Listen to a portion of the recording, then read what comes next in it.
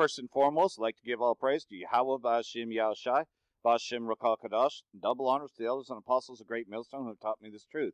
And shout out to Yakim that's out there on the four quarters of the earth, risking your lives to go out there and teach, as we know that, things are escalating as, net neutrality has pretty much been suspended. So I want to go back to a couple of videos here, if you hadn't played them. I have pretty much copies of the AMTV reports if you want to watch them in their full. But I'm going to play a little bit out of it in case you hadn't seen the last couple ones. But, another false flag is being planned. And so we know that this brings to the Damascus prophecy. And also I've been showing the Libya coverage as well. So let's go ahead and take a look at Chad Booksam. You can call it Chad Booksam now. Let's just go ahead and take a good look here.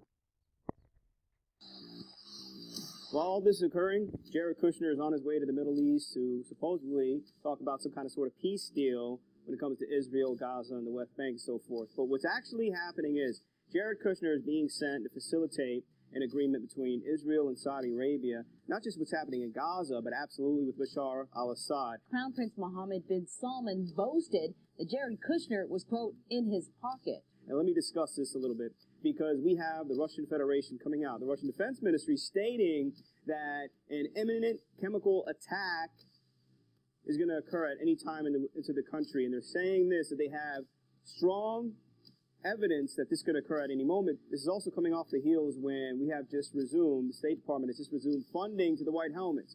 What are the White Helmets? They're the ones who supposedly supply the evidence anytime there's a chemical attack. But we've seen multiple videos emerge showing them alongside groups like Al-Qaeda, groups like ISIS. So basically, we resumed funding, and Russia sees this, to this group, okay, who has basically purported that they have evidence that Bashar al-Assad used chemical weapons previously, hence the 2 strikes by the U.S. and the Western allies. Now, on top of that, we have what is occurring in a destabilizing situation in Iraq, where you have Muqtada al-Sadr, right? He's a Shia cleric. He was really responsible for killing almost 100 to 1,000 U.S. troops, probably more, injuring thousands of U.S. troops during the peak battle in Iraq when George Bush decided to invade.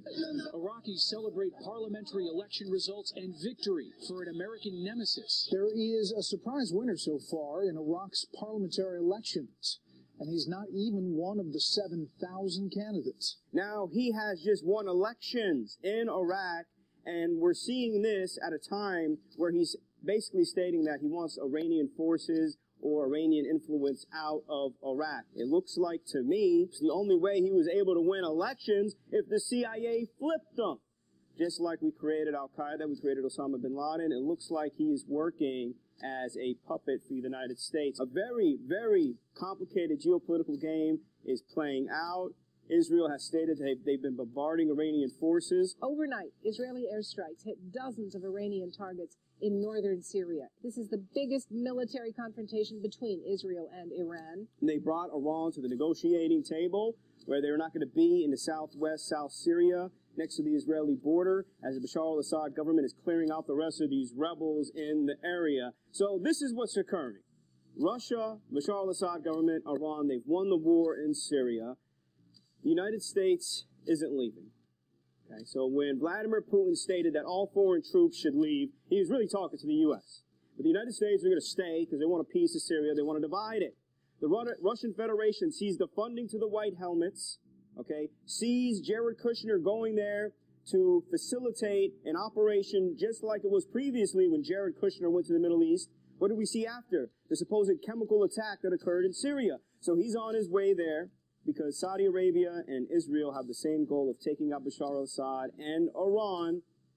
Russian Federation is warning of an imminent chemical false flag attack to give an excuse for Western intervention in the Middle East. Anyway, we're going to keep our eyes on this. Again, my name is Chad. This is AMTV. Hard hitting it in your face. God bless. Shalom, and of course, we know, though, that everything's a proxy for a war with Iran. That's what this whole thing in the Middle East is all about, is, just like Saudi Arabia has their proxies, Iran has their proxies, and these proxies are all fighting each other, especially Yemen is just another front, just like Syria is another front, but really all it's about is the Israeli state Amalek trying to regain control of the Middle East by taking out Iran, because ever since the Islamic Revolution in 1979, they've been trying to take out Iran, which is Persia, and we know that this prophecy spoken of by Ezekiel that pretty much this would intensify. So what's going on with Yemen, the proxy, of course, we know that that's, they're trying to take out the Houthis, which are obviously, pretty much proxies, terrorists that Saudi Arabia sends in. So here's another article. Saudi-led troops fight rebel forces south of Yemen's Hodeidah. Troops of the Saudi-led coalition have captured a town of Yemen's port city of Hodeidah, and this is basically to weaken Iran, and take out the proxies first. Then they'll just go and attack. That's what the Israeli state Amalek wants. Sana'a, Yemen, the Saudi-led coalition backing Yemen's exiled government captured a town south port of the city of Hodeidah on Thursday as fierce fighting and airstrikes pounded the area on the second day of an offensive to capture the strategic harbor that is the main entry point for food in a country teetering on the brink of famine, and so we know, though, that pretty much, that's what they do is they terrorize, but there's more to this, as I have the video as well, so we'll just play that a little bit. Hold on a second. The battle, launched by sea and air, is the biggest of a 3-year war between an alliance of Arab states and the Iran-aligned Houthis. Coalition, warplanes and warships were carrying out strikes on Houthi fortifications to support ground operations by Yemeni troops massed south of the Red Sea port, the internationally recognized Yemeni government in exile said in a statement issued by its media office. The assault began after the expiry of a deadline set by the United Arab Emirates for the Houthis, who hold the capital Sana'a, to hand over the sole port under their control.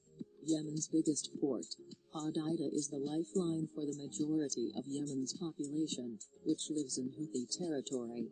The liberation of Hodeidah port is a turning point in our struggle to recapture Yemen from the militias that hijacked it to serve foreign agendas, the exiled government said in a separate statement carried by state-run Yemeni media. The liberation of the port is the start of the fall of the Houthi militia and will secure marine shipping in Bab al-Mandab Strait and cut off the hands of Iran, which has long drowned Yemen in weapons that shed precious Yemeni blood. The assault is the first time since the Western-backed coalition of mostly which are terrorists, and you can best believe, though, that pretty much what they plan to do is take out Yemen from Iran. They're pretty much trying to weaken Iran by taking out the proxies first. They would love to wipe out Hezbollah, but Hezbollah is too strong.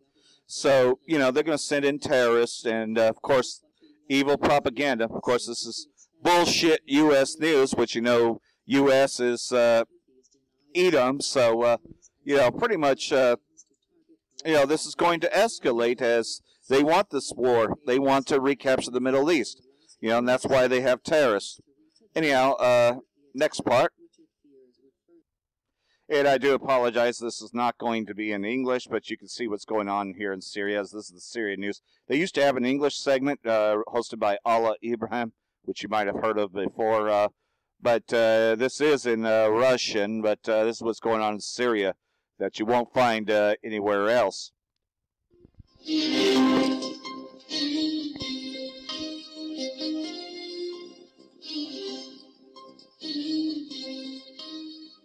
Добрый вечер. На спутниковом канале сирийского телевидения выпуск новостей на русском языке. На востоке провинции Хомс в районе Ас-Сухна, освобожденном от террористической группировки ИГИЛ летом прошлого года, сотрудники сил безопасности обнаружили в селении Аль-Хиль. Pretty much these are areas that have been liberated from the terrorists. And you can catch a word here or there that, happens to translate correctly. Снарядов и минометные установки.